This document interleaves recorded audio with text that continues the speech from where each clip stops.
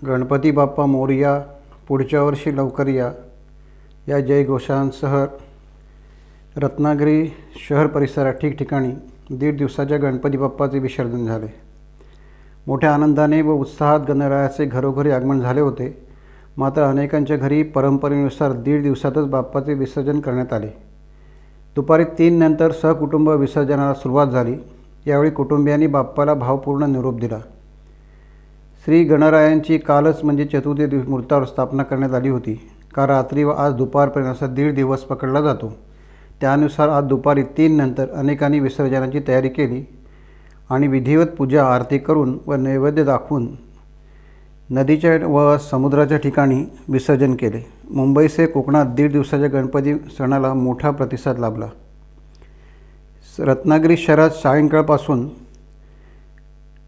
1.5 दिवसाच्या बाप्पाला निरोप देण्यासाठी वाहनांच्या रांगा लागल्या होत्या। रत्नागिरीच्या मांडवी समुद्रकिनारी बाप्पाला निरोप देण्यासाठी मोठ्या संख्येने नागरिकांची उपस्थिती होती। गणपती बाप्पा मोरया, पुढच्या वर्षी लवकर या असे आवाहन करीत निरोप देण्यात आला। विसर्जन होईपर्यंत छोटी बालके बाप्पाला पाहत उभी होती। बाप्पा लवकर का गेले म्हणत होती।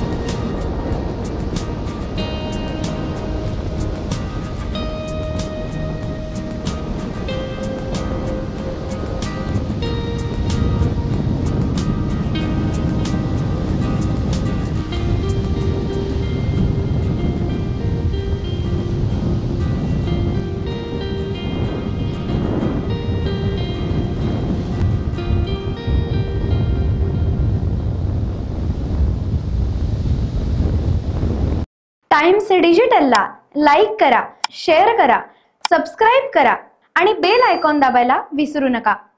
Times digital.